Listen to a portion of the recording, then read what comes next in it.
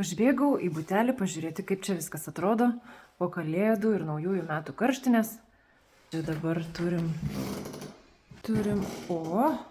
gipsą ant sienų. Vis dar gražų į tualetą turim.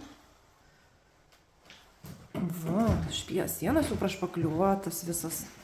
Atsirado ta status kampai. Va, kaip gražu, status kampai.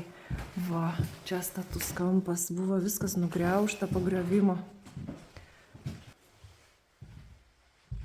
Taip, vonioje. Pastatyta yra gipso, atrodo kaip spinta. Čia mes uždengiam visus dalykus, kurių nereikia matyti.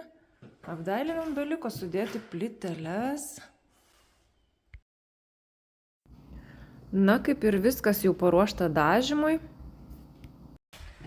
Čia kambarys irgi išpakliuotas. Kiek suvarė špakliaus.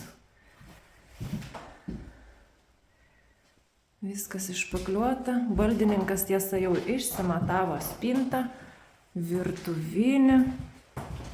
Galės pradėti gaminti. Tuo tarpu balandžiai vis dar patauja mūsų balkone. Reikės kažką čia sugalvoti, ką su to balkonu padaryti. Tragedija.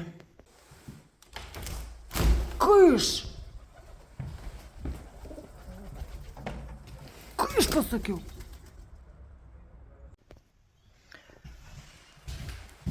Taip, žiūrim toliau. Virtuvės sienos atsirado. Čia ta skylė uždaryta. Čiagi buvo skylė. Dabar viena graži siena. Tai pereikim iš kitos pusės. Va, gražus kampai. Televizorius bus. Ir nuo kampo prasideda virtuvė. Visas kampas bus virtuvės. Balkonas ten anava. Štai balkonė jau įsudėta likusi vata. Super. O kur vamzdis, kuris įkibti nebėra?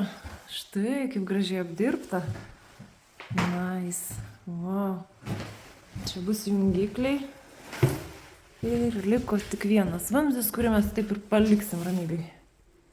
Štai taip gražėja mūsų 3 kambarių butas.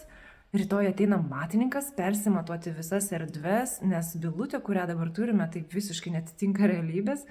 Ją reikia visą perdaryti iš naujo. Tai, ką mes ir padarysime rytoj. Ir sekite mus. Ir iki.